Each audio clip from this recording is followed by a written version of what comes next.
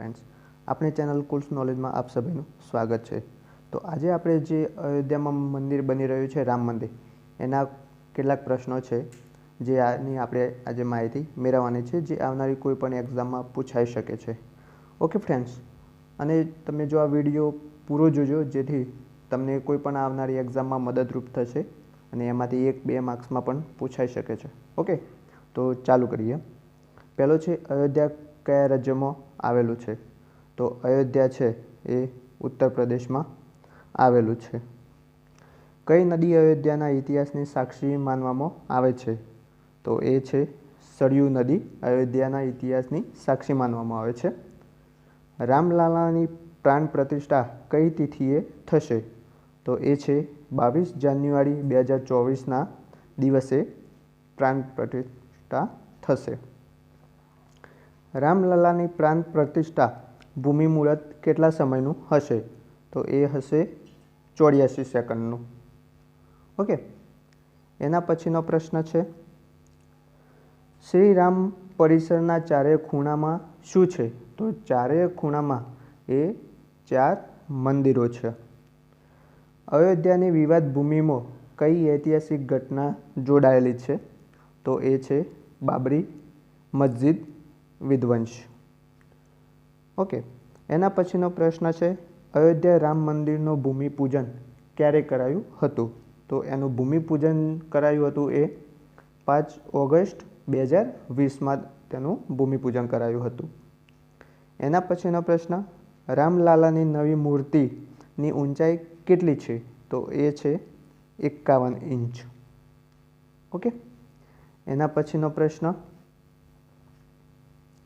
શ્રી રામની જન્મભૂમિ અયોધ્યાને બીજા કયા નામે જાણવામાં આવે છે?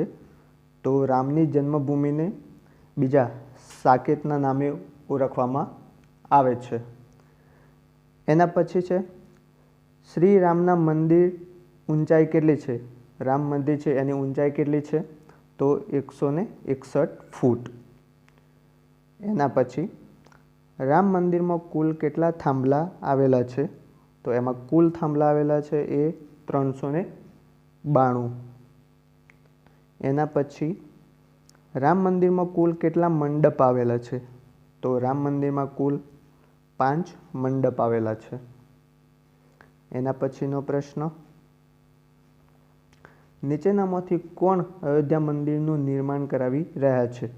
તો એ છે ચંદ્રકાંત સોમપુરા।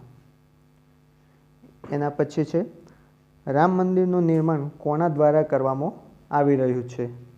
તો રામ મંદિર છે એનું નિર્માણ એ શ્રી રામ જન્મભૂમિ તીર્થ ક્ષેત્ર દ્વારા કરવામાં આવી રહ્યું છે। એના પછી છે અયોધ્યામાં સળગાવવાની અનોખી અગરબત્તી કેટલા ફૂટ લાંબી છે? જે અગરબત્તી આવી રહી છે એ કેટલા ફૂટની છે? તો કુલ 108 ફૂટની અગરબત્તી છે। ઓકે, એના પછીનો પ્રશ્ન છે બાબરી મસ્જિદ તોડવામાં આવી તે સમયે ઉત્તર પ્રદેશના મુખ્યમંત્રી કોણ હતા? તો એ વખતે કલ્યાણસિંહ હતા। એના પછીનો પ્રશ્ન અયોધ્યા શ્રી રામ મંદિર વિવાદની સુનવાઈ કેટલા દિવસ ચાલી હતી? તો એ ચાલી હતી કુલ 40 દિવસ ચાલી હતી। બાબરી મસ્જિદ ક્યારે બનાવવામાં આવી હતી?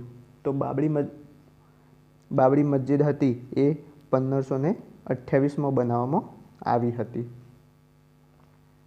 એના પછીનો પ્રશ્ન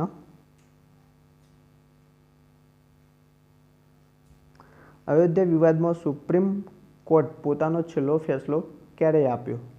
તો સુપ્રીમ કોર્ટે એ 9 નવેમ્બર 2019એ તેનો છેલ્લો ફેસલો આપ્યો હતો। ઉત્તર પ્રદેશમાં વર્તમાનમાં મુખ્યમંત્રી કોણ છે? તો અત્યારે બધા જાણીએ જ છે કે અત્યારના વર્તમાન મુખ્યમંત્રી કોણ છે? તો યોગી આદિત્યનાથ।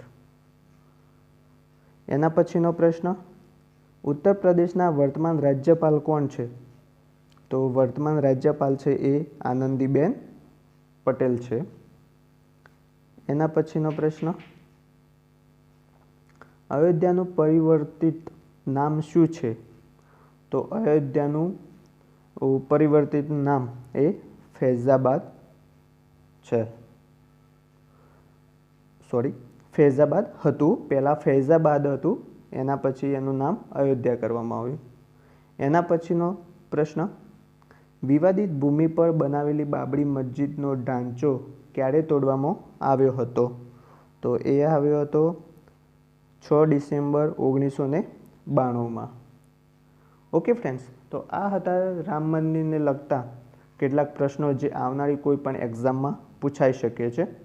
ઓકે, જો આ તમને સારો લાગ્યો હોય તો લાઈક કરજો, શેર કરજો અને સબસ્ક્રાઈબ કરજો. અને કોઈ પણ પ્રકારનો પ્રશ્ન હોય તો કમેન્ટ કરીને જણાવજો. Okay friends, thank you.